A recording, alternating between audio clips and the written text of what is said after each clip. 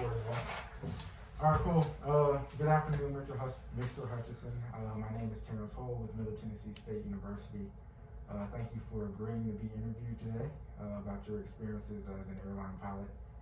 These answers, like we talked about, will be audio recorded, and the interview should take about 10-15 minutes. If at any time you feel uncomfortable answering a question, just say pass, and we'll just move on to the next question. If you wish to withdraw from the interview, you can do that at any time. Awesome. Sounds good. Awesome. We'll start with Don't put me on TV.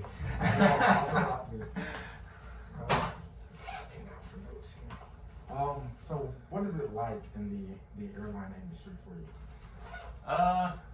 I'm a first generation aviator, so I didn't really have any expectations going into it. And I had nobody to tell me what it would be like.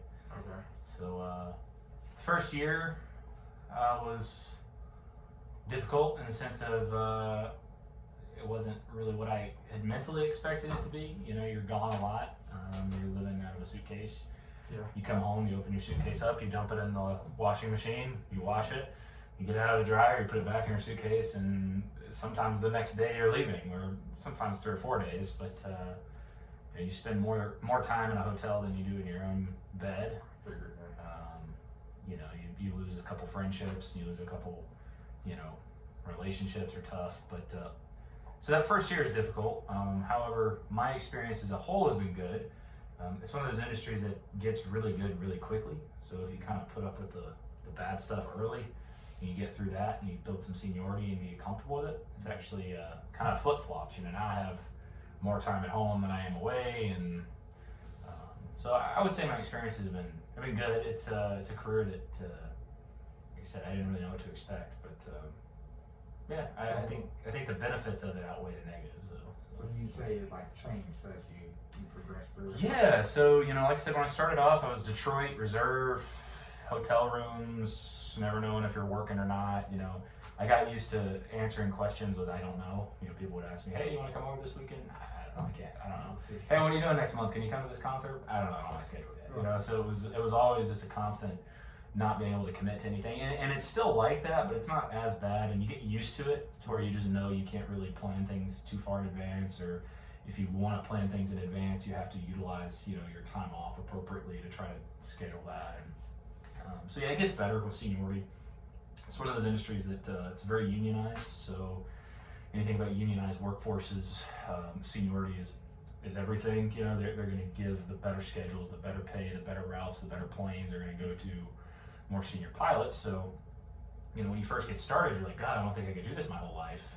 But that's because you are literally at the bottom, and it only gets better as you go. So it's kind of what I expected. Yeah. All right, well, you kind of answered the second part of that question about overall it being a good part of being. I mean, I've flown first class to Europe multiple times. I can travel wherever. I get lots of hotel points and stuff, and so I mean the benefits far outweigh the negatives. But it's definitely a career where you have to kind of earn your stripes, so to speak. And so the first year or year and a half are really difficult, and then after that it just continues to get better. And then once you get to a major carrier, it's like a whole nother job. I mean, the way that your schedules and pay and training and how you're treated and relationships with your managers and things at a major carrier is like night and day. And I was at a good regional. Some of the regionals are not so fun. Which one was it? I was in Endeavor. Endeavor, yeah, I remember that. So I was in Endeavor. I was at a good regional. I was happy there, and but even going from a good regional to a major was a big difference. So I can only imagine if you're maybe a less reputable operator and then go to a major, it's like a whole different career at that point. So I think overall the benefits outweigh it. I mean, it's paid well. You get good benefits. I think the most thing that I found, and so during COVID, I haven't flown since March of last year. I've just been teaching.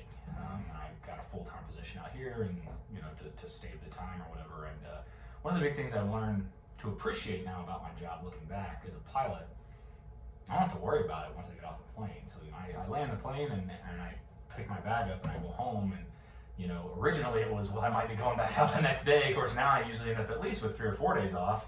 Sometimes you can make your schedule give you more, but for those 3 or 4 days, I don't have to check my email. I don't have to check my phone. Nobody's calling me unless I want them to get extra trips or something. But with this job, it's nonstop. I mean, emails just come in all day long, and students, I had 3 emails it's Sunday night at 8 o'clock, you know, and it's like, for something that was happening on Monday morning, and, you know, I try to be nice about it and not just ignore them, you know, but also you kind of have to set some boundaries. So it's 8 o'clock on Sunday. Like, if it was football season, this wouldn't be a question, you know, but, you know, it's spring training, so baseball hasn't started. It's like, all right, I can probably deal with this. And I guess the point I'm trying to make is it's like the aviation career is very unique in that aspect of you don't ever take your work home with you. You get off the plane and you can completely purge the fact that you even have a job from your mind, versus with a position like this and in any corporate job, I think you're constantly wondering, well, what do I need to do Monday? Do I need to do anything this weekend?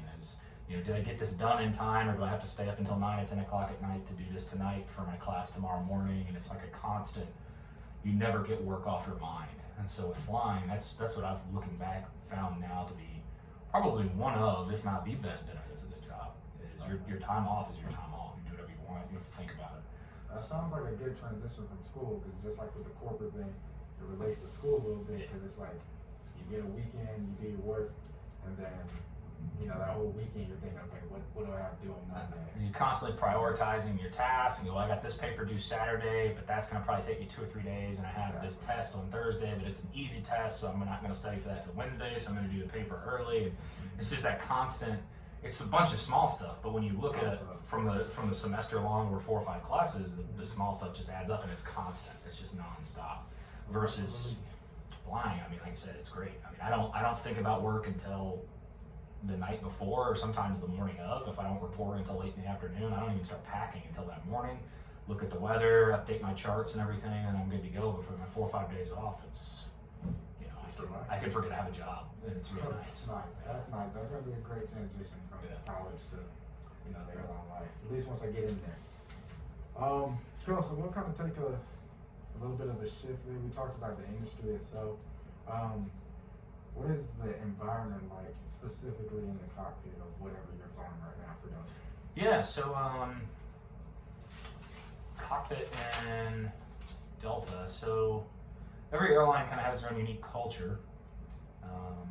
So for example, at Endeavor, you typically flew fast. You would leave your mics on.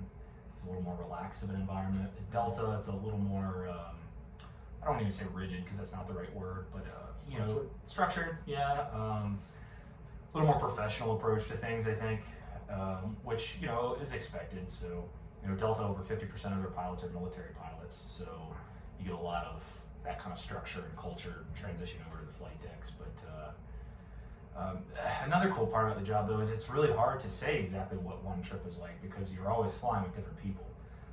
I've flown with, when I was a captain, I flew with a first officer that was a 2-star general.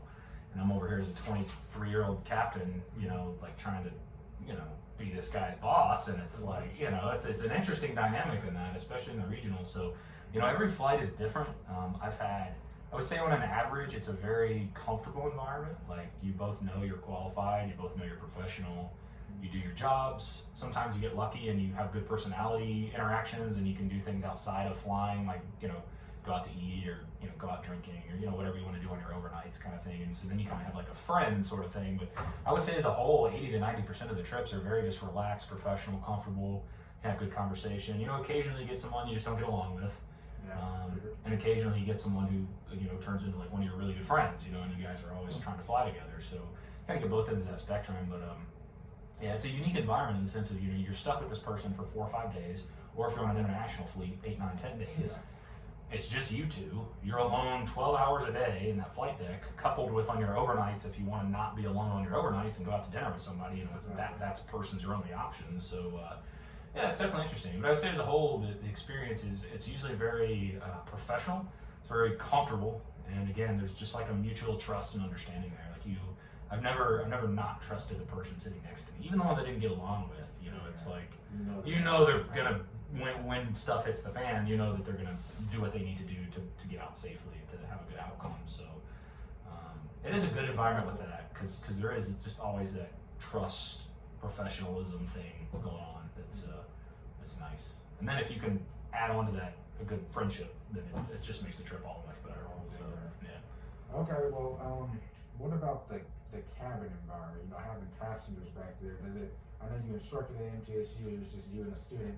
Is it has it been an adjustment for you having people back there? It's different. Growing up, I used to learn to fly boxes because boxes couldn't complain. Right. But, I shifted over towards passenger stuff because I wanted the flight benefits that comes with a passenger airline. FedEx, my wife and kids wouldn't get flight benefits because they don't have passenger seats. They couldn't, so with Delta though, they get flight benefits, we'd go places. So I kind of shifted over towards the passenger environment. It is rewarding. I've had a lot of positive interactions with passengers, holding aircraft late. Had one that was going to a funeral that left their phone up at the gate. We were able to get that to him. I got some dude to go get a truck.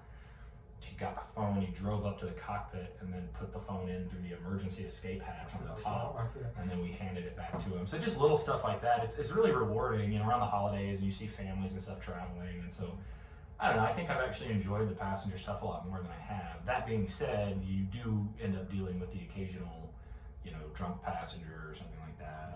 Something that passengers brings into the mix is flight attendants, right? So that's a new interaction level of they don't receive as much training, and their qualifications are a little are not as high, to reach their positions, and so. But that doesn't diminish, the importance of the job they have. It just kind of attracts a different kind of type of personality. Mm-hmm. So a lot of times, you kind of have to be a chameleon and kind of play to both sides of that. You're trying to keep your flight deck good, and you're trying to keep the flight attendants good, and dealing with the passengers and everything. And then you have the gate agent. So that was another thing I think I learned as a pilot was there's more than just flying the airplane, especially at major carriers. As the captain, you're leading the flight attendants, you're leading your first officer, you're leading the gate agent, you're driving the whole kind of operation from the sharp end. So that was something different as well. Is it's not just about the flying. In fact, I would say the flying is the easiest part of the job. It's all the other stuff that goes with kind of managing that flight, and the passengers oftentimes do create a very big part of that when you have to manage their issues, baggage, and boarding issues and double seat assignments, and I've had to go back there and break up a fight before, and it's just like, but again, I think that's the minority. As a majority, a strong majority, I think the passengers actually make the job more fun because I think it gives you more purpose. Seeing people happy moving from point A to point B, bringing kids up in the flight deck, and getting to introduce them to aviation. And so I honestly didn't think I would enjoy the passenger side of it as much as I do, but I think it gives the job a little bit more purpose.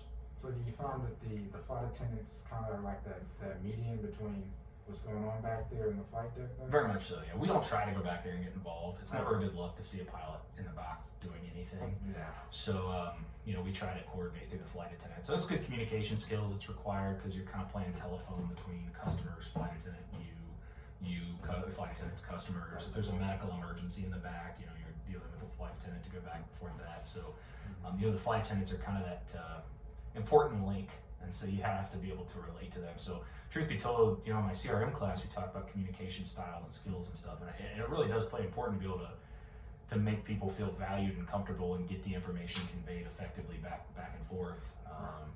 And that does sometimes mean kind of wearing a different hat or kind of putting on a little bit of a different personality than maybe you actually have, but if it gets the job done effectively, then so that's what you want. And that's kind of what I'm talking about with like flying's the easy part of the job. That kind of stuff is where you kind of learn on the job and figure out really quickly like who you maybe need to ask more questions to, or some flight attendants are better at just managing things on their own. And it's because again, the qualification standard and the training standard isn't as high, and for flight attendants, experience is really important. So if you're flying with not a lot of experience in the back, It's new to them. yeah, so you're really going to have to manage them a lot more than if it's a more senior flight attendant with a lot of experience. So, you are both leader, manager, and pilot kind of all in one as the captain. So that's a different part of the job. And on a 350, you could have 14 flight attendants. So you've got a whole fleet back there that you try to manage. Yeah, that's a responsibility. When I went from the 200 to the 900, I went from one flight attendant to two, and I thought that was like 15 others back there. Mm-hmm. Wow. Yeah, that's going to be an interesting transition for us. Because they don't teach you, and that's the thing, they don't teach you any of that over there, right? You're a flight school, you're learning how to fly, then you go to the airlines, and everyone knows how to fly at the airlines. We're all ATP pilots, we all have a type rating. Exactly. We all know how to fly, so what makes you stand out, it's the soft skills, decision-making, judgment, communication. That's how you move up the ladder and maybe get management or training positions, or how do you make yourself a good captain versus a great captain.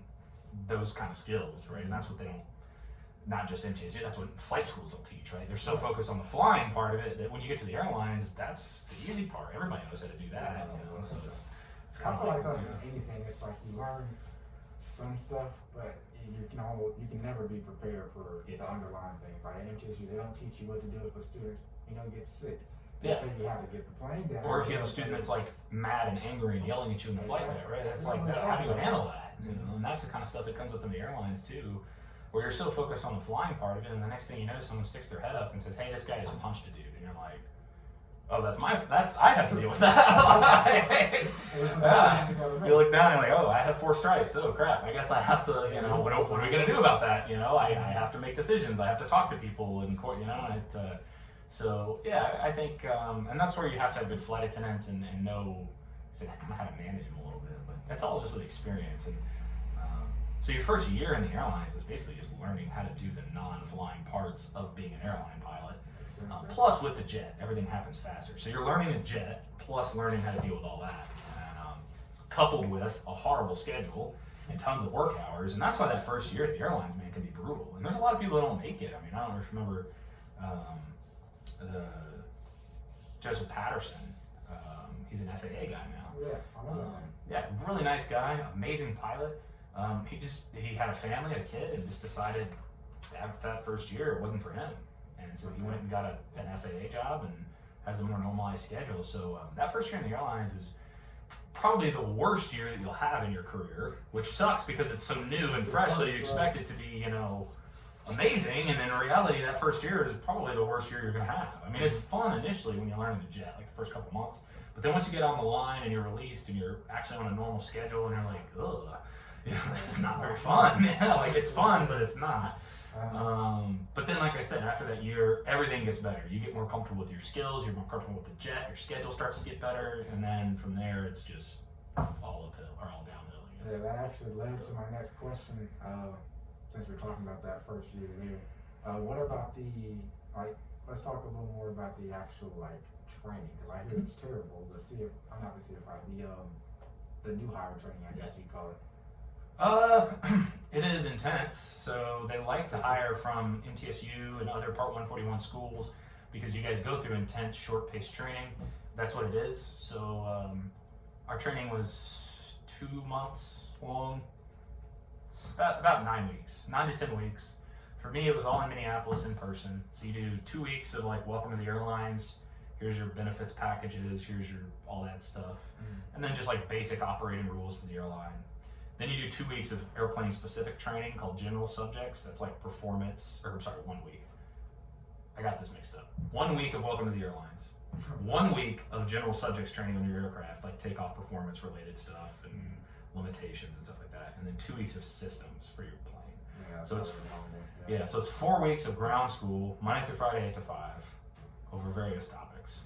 Then after that, you go off to sim training, which sim training is 6 lessons on flows and procedures and checklists and just learning the buttons and stuff. This is Endeavor. Okay. Yeah. Then you do 6 full motion sims that are flying, basically learning how to fly it and shoot approaches and stuff like that. Then you have 3 scenario sims and then a check ride. Then you go do 2 trips on the actual airplane with a captain, with a training captain. You do 2 flights to get signed off officially, and those are with passengers. So the first time you actually fly the real airplane, there's people Do in you the do back. most of it, or is it kind of First couple legs, you're the pop monitor, and you just kind of watch or whatever, and then slowly you introduce. But yeah, I mean, by the end of the second day, I mean, you're flying, landing. He's just there making sure you don't do anything wrong. I mean, that's the only way. It's weird. I mean, the first time I actually landed the actual airplane was with 50 people in the back. It's probably it's crazy. Yeah, I mean, it's absolutely crazy. And so that's what I was saying. Training can actually kind of be fun because it is all new and fast-paced and exciting. Endeavor lets you go home every weekend if you wanted to. They pay for a ticket home. Most airlines don't do that, so most airlines are stuck wherever you are for 2 months or whatever. Are you paying for your own? Depends on the airline. So at Endeavor, you got full pay. You didn't pay for the hotel. So Endeavor was great from that aspect because, like I said, you got full pay. You didn't have to pay for your hotel or anything. There's nothing. I mean, everything was paid for fully. Other airlines, like, you don't get paid. Like, they'll cover your hotels and everything, but you don't get a salary. Other airlines, it's the opposite. So they'll give you a salary, but they don't cover your hotel for like a certain part of it. So everyone kind of does it differently. Delta's is kind of wonky. So we do 2 weeks of classroom training, then we get sent home to do 2 weeks of like learning modules on the airplane. So that's our systems class. Our systems class isn't actually in person. We have to self-teach ourselves the airplane through like learning modules. It's ridiculous. But I mean, at that point, you know, you're supposed to be a pretty experienced pilot, and so a lot of this stuff, like a hydraulic system, you know, you just, so. And then you come back, and then pretty much the sim platform is about the same, like 663 check ride, and go do your training trips. So the check ride's in the sim. Yeah, so you do your check ride, you get your type rating in a sim. And then if you need your ATP writing, ATP, like your ATP check ride, all that's in the sim at once. And the cool part about it, you know, you're used to check rides where you go up and do steep turns, lazy 8, stalls. Like, the check ride in the airlines is just a flight. Yeah, just point A to point B. You're gonna have some type of malfunction or emergency. Deal with it and land. Is there like an approach probably at the end? Yeah. No, it's a simulated flight, point A to point B. So I might fly from, like, for example, my captain upgrade check ride was from LaGuardia to Cleveland. Okay. Halfway to Cleveland, I had a double hydraulic failure. And we diverted to Allentown and landed. Okay. And then that was it. I mean, there wasn't any, I didn't have to shoot multiple approaches or steep turns or lazy 8s. It's about communication, coordination, judgment, decision making. You know, do you use your resources well? They don't really care because, like I said, everyone can fly. They know that. If you're at that point, if you've made it to your check ride, you've proven that you can shoot an ILS approach, you can shoot a non-precision approach, so you know your systems. There's no oral. That's not true. There is an oral, but it's only like a 30-minute kind of operational oral where they talk about switches and stuff. There's no like in-depth oral, like maybe what you're used to over there, what they used to do. Because you take a systems written test, 120 question closed book test. That is your like oral, basically. That makes sense. So the check ride is honestly the easiest part of training. It sounds like it. I expect it to be a lot tougher, but it doesn't sound bad. Training's pretty involved. There's a lot going on, but the actual check ride itself, I mean, my Delta check ride for the 737 was like an hour. I took off. We were flying from Seattle to Portland. Through 10,000 feet, we got a cargo fire. We turned around, went right back to Seattle and landed. Wow, yeah, that's pretty simple. And that was it. I mean, I didn't even have to do any of the checklist or anything because the captain I was flying with just said, "Hey, you fly the jet. I'll do all this stuff."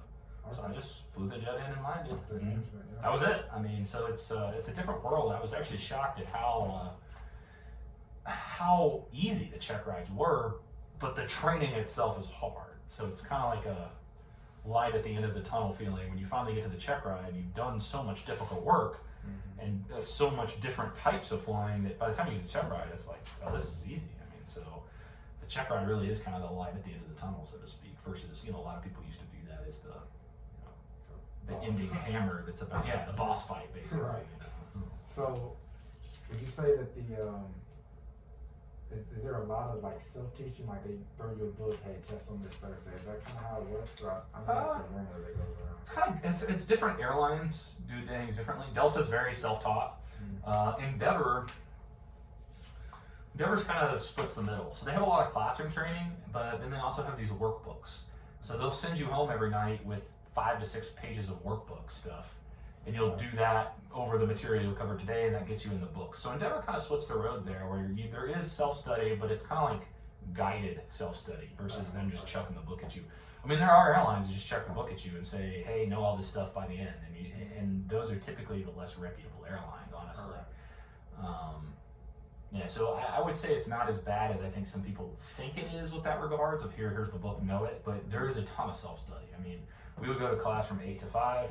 Then we'd go back to the hotel, eat dinner, whatever, and then by 6:30 or 7, we were all down in the lobby and would study another hour or 2 hours, do the workbook together and stuff like that. So, and again, your first airline is the hardest because a lot of the stuff that you learn at your first one will transfer for the rest of your career. So that first one's pretty difficult, but I wouldn't say it's completely independent. But just like college over here, you got to study. Some airlines are better at telling you what to study and giving you resources to help you study. Other airlines aren't, and you just kind of have to figure it out on your own. But it's a lot of kind of both. It's classroom and self-study. And Endeavor, for example, never goes over the flows. Okay. So that's one thing that you just have to know. Is it self-taught or is it just in the book? It's in the book, Okay. and you have to learn on your own. So there's no lesson about the flows for the CRJ. There's just the end of systems training. Then you typically get a week off, and then you start the procedures training, which is switches and flows. And when you show up for this, they expect you to know your flows, or at least a good majority of them. But they never taught it back here. So you kind of have to find time on your own, and they'll tell you that. They'll say, hey, here's the stuff. You guys need to look at this stuff on your own. And then so there's certain topics that they're better at kind of not just releasing you on, and there's other topics where they kind of just expect you to do it on your own because it doesn't really fit into the curriculum anywhere. So, I mean, Delta was kind of the same way. You know, I kind of had to study your flows on your own. So there's definitely a lot more independent study than I think, compared to commercial, private, stuff like that. But it's not completely just thrown to the wolves. It doesn't sound bad. Very manageable. It's just you have to study, have good time management. The best thing you can do when you go to the airlines is get a group. Yeah, just like college. Yeah, get a WhatsApp going or a group me. Get your little group together. That way, if you have questions, you can ask it in a group and kind of get a study thing going. And typically the people that did the worst in training, and we had some people fail training and wash out. They were the loners. They didn't really talk to anybody. They didn't really establish friendships or relationships, and they were never really part of a group. So. It's just like college. You're gonna have little cliques, and the cliques do different things. You know, my clique liked to go out on the weekends, so we didn't really study much on the weekends because we just kind of viewed that as our off time. So Friday nights and Saturday nights, we were in downtown Minneapolis every weekend, and so that's why training for us was really fun. You know, other groups aren't kind of into that. They would rather just maybe fly home or if they had family. So we had ages from 21 to 48. So you're going to definitely kind of have different groups. But the cool thing is, if you have a training class of 30 people, you're going to find 2, 3, 4, 5 people that you like. So that's probably the best part is you start establishing those friendships. That's how you from school. Did you go in? Yeah. No, so when I went to Endeavor, I went to school with 3 different people from MTSU. 2 of which I was like good friends with at MTSU. One of which I didn't even know was going to be there. I just showed up. I was like, I know you. Yeah, I was like, what are you doing here? What are you doing? And that was my group. I mean, that's who I ended up hanging out with. Ended up dating one of them for a year and a half, but it's a different story. Yeah. Okay. This seems interesting. Yeah, it's different, but it's very cool. I think MTSU does a good job. It's kind of like college. It reminds me, airline training reminds me more of a college class than it does of a flight lab. Okay. Yeah, there's a lot of lecture and discussion and interaction, but that doesn't alleviate you of maybe getting and having to do self-study and independent lesson stuff that then comes back later in your training. So yeah, I would liken airline training to a college class more than anything else. Okay. Now here's the benefit too of the airline stuff. That's all you have to do, and that's your job. Wow. Okay. Over here, you've got 4 or 5 different classes. You get a lot of different responsibilities, plus a job, right? Weren't you a waiter at? I was, yeah. You're not there anymore? Okay. You have all these different responsibilities you're batting out, but at the airlines, that's it. I mean, you don't have anything else. So you're getting paid, that's your job. So think of it like having one college class that's a very intense, involved college class, but that's literally the only responsibility you have professionally. So it does kind of balance out in that regard. Okay. Where it's not overwhelming, as long as you recognize this is my job. I'm getting paid 75 hours a month to do this. And a lot of people don't realize that, the training and the studying aspect of it, that is your job. That's what you're getting paid to do. That's what you want to do, right? It was kind of like with Pro 5. You in Pro 5 right now? 4 right now. You're in Pro 4. So with Pro 5, I always tell my students, it's like, if I see a student that's daydreaming or whatever, not doing their work, I say, what are you here for then? This is your job. What you're doing in this class in Pro 4 and in Pro 5, that is what you're going to do for the rest of your life. So if you're not happy with it, you should find a new career, because this is what you're doing. What you're doing in Pro 4 is that 2 weeks of systems. What you're doing in Pro 5 is basically the first half of procedures training and that first couple weeks of gen sub stuff. So it's all kind of related. So if you imagine Pro 4 and Pro 5 taken together, and that's the only thing you have to do, and that's really what airline training is. When you break it down like that, it doesn't sound bad. No, it's not. Just gotta focus on it. Yeah. It's intimidating. People see jets and stuff, and they're like, oh my god, A little scary. it's really not that bad. Well, I would say you definitely talked up a good job about Endeavor and Delta. Is there anything you would change if you could? No, truth be told, I mean, at 25, I was hired at a major airline. I'm gonna have a 40-year Delta career. You know, I went into it with a mindset, and I tell my students this, like, go into it with a mindset of what your end game is, and always keep that in the front of your mind. I had a long conversation with a Pro 5 student the other day about he kept wanting to go to SkyWest because he wanted a West Coast base. And I tried to explain to him that you should not care about your base at a regional. And when you go to a regional, your goal needs to be to fly, upgrade, fly, get to a major. Then you can start caring about your bases and things like that. So, you know, I came and got a master's, was an adjunct professor, a full-time professor. I, teaching at the SIM. I was a recruiter. I was an interviewer, a mentor. I did safety work. Like I did everything I could possibly do and get my hands on to make myself a more qualified pilot, a more well-rounded pilot, both on paper and in actuality. I mean, I firmly believe all the stuff I did didn't just resume boost me. I mean, it made me a better pilot. And you know, like I said, at 4 years, my goal was within 5 years of going to Endeavor to be hired at a major. I got there in 4. So the thing that I stress to people the most is, you know, don't get comfortable at a regional. It's really easy to go. For example, that student really wanted to live in Salt Lake. And I said, well, go to Delta and get Salt Lake, or go to Southwest and get Salt Lake. I said, who cares if SkyWest can give you Salt Lake? I said, it's going to be super senior. I said, imagine this. Imagine you go to SkyWest, you're there for 6 months, you get Salt Lake City. Now you're on reserve, you're not flying. Maybe 20 hours a month. So it takes you 3 or 4 years to upgrade, because you got to have 1,000 hours to upgrade, right? So after 3 or 4 years, you finally are eligible for upgrade, but then you realize you're going to upgrade to New York City, or Detroit, or Minnie. And you're living in Salt Lake, where you're comfortable and you're happy. So you're going to go, I don't think I'm gonna take that upgrade. I'm gonna wait until I can hold an upgrade in Salt Lake. So now 3, 4 more years go by. Now you can finally hold an upgrade in Salt Lake. Well, now you've been there 9 or 10 years. All your other buddies are ahead of you at the majors. You're actually pretty senior now, which means your schedule is really great. You're making pretty good money, right? You're comfortable. That's how you create a regional lifer. So I caution people that go into the regionals looking for certain things that aren't going to project their careers. The things you want from a regional are, can I commute there if I'm not going to live there? Or is there at least one base I would be willing to live at? That's junior. For SkyWest, Detroit, Minneapolis, right? Or Chicago, not Salt Lake. Salt Lake's one of their super senior bases. So go to a regional that's either easy to commute or has a junior base where you're going to fly a lot and to be able to upgrade quickly into that you're willing to live at. And pays well enough to where you're comfortable. I mean, and that's the advice I give everybody, because your goal should be get flight time, get paid decent enough. You know, don't undercut yourself. You're a professional, right? So don't take a super low paying job for no reason, you know, and undercut yourself. And like I said, those are your primary concerns. I hear people say, well, I'm going to go here because they fly 175s. I say, well, great. Well, you're going to sit on reserve, or you're going to have to commute to some airport that's 2-leg commute out of Nashville. So unless you're willing to move to base and live in Columbus, Ohio, or wherever, like, you're going to hate your life. I mean, even once your schedule does get better, it's still going to be terrible. So I wouldn't change anything about what I did, because I had probably the most success I could have possibly had. I mean, I can't see a better outcome for my career than I had.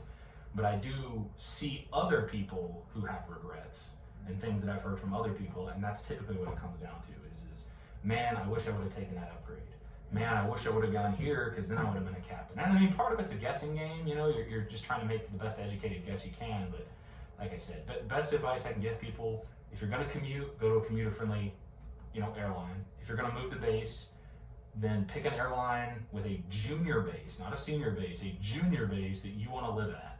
That way you can get off reserve quickly and fly a bunch. When you upgrade, you're gonna upgrade into that same junior base, so you don't have to worry about moving or anything like that, or commuting, and you just get a ton of flight time. And that's how you move yourself up in a career. You know, trying to get the super senior base, like for example, in SkyWest, have a very small Phoenix base. Trying to get Phoenix based in SkyWest, and then once you get there, you're not going to want to commute to Detroit from Phoenix on reserve. Are you kidding me? Versus you can just keep holding a line on Phoenix, like. And if that's where you want to live for the rest of your life, you're not going to want to move to Detroit for 3 or 4 years before, you know, so don't get comfortable. That's my best advice to people. Don't get comfortable at a regional. Keep that end game in mind constantly, you know. Where are you going next? Exactly. I mean, take that first year to learn the jet, learn the industry, build your soft skills up. Then after that first year, everything you're doing should be towards getting to the next level until you get there. Okay, that's an important mindset. I love that. Mindset, man. That's what it's all about. Mindset. Okay. We kind of talked about the whole family to work balance thing. Mhm. And you talked about how tough it is your first year. Yeah. How is it at Delta now? It's great. It's a lot better. Junior schedules are really good. So even as a super junior guy, my schedules are good. I have a lot of ability to drop days off. I mean, I don't get paid for it, but if I need to drop some days off, I can do that a lot easier than I could at Endeavor. I can move my schedules around a lot. You know, the airline is so big that there's a lot of pilots, so there's always people willing to trade stuff around and move your schedules. And you know, because the pay is so good, dropping some of that pay doesn't really impact me that much. Versus an Endeavor, if I started dropping pay, kind of felt that a little quicker. You know, if you're making a lot of money and you just drop a few of those days, you don't really feel that. So the schedules at Delta, even as a junior guy, because I've only been there a little over a year now. You said junior, like just getting there. Yeah. Okay. Yeah, junior is like junior means so on the seniority list, if you're senior, that means you're kind of up towards the top. Okay. Junior is up towards the bottom. And then plug is the term for like you are at the very bottom. So even the plugs have good schedules. I mean, that's the best part about a major is you're well paid and you have a lot better contract, which means better schedule. So the work-life balance for Delta is amazing. I mean, for example, my reserve days, I sit at the house. At Endeavor, I had to drive to Atlanta if I was on reserve and spend those days in Atlanta. So if I had 15 days, 16 days of reserve at Endeavor, I was spending 15, 16 days in Atlanta. And I would be given trips and I would fly and stuff, but the point is if I wasn't given anything, I still had to be in Atlanta. Delta, it's a 12-hour call out. Well, Atlanta's a 3-hour drive and there's plenty of flights. So on my reserve days, I sit at the house. So if they don't assign me any trips, I'm literally getting paid to watch TV all day. So you want to talk about work-life balance? I mean, I think it's shifted way the other way. I mean, just in generally, we work less, we get paid more, and we have a lot more schedule flexibility in what we can do with our days off and shifting and swapping and dropping. So, and that's what people don't understand about the difference between a major and a regional is, you know, they get comfortable at a regional. What they don't understand is the best regional is still nothing compared to the lifestyle, pay, retirement that you're going to have in a major. You know, so the only people that I don't recommend making that jump if you're in their late 50s, because then, yeah, you probably are going to lose out on some money and seniority and stuff. But if you're any earlier than that, you're going to get at least 10 years at a major, and 10 years at a major is going to outweigh 10 years at a regional any day. Yeah. So the work-life balance only gets better as you go. That's definitely a lot of encouragement for that mindset we just talked about. It now gives me something to look That's exactly what it is. Yeah. I like that. Yeah. Well, that's all I got for today. Those are all my questions. Do you have anything else you'd like to share? No, it's a great career. Have a good mindset. It's a great career. Study. You do fine. That's all it's about. Awesome. Well, that'll complete the interview. I do appreciate the time and effort today. I definitely learned a lot. You see, I took a lot of notes there. You do have my email, and my phone number is on here. I can just shoot it to you if you need it. Yeah, I appreciate the time and opportunity. Yeah, no worries, man. Anytime.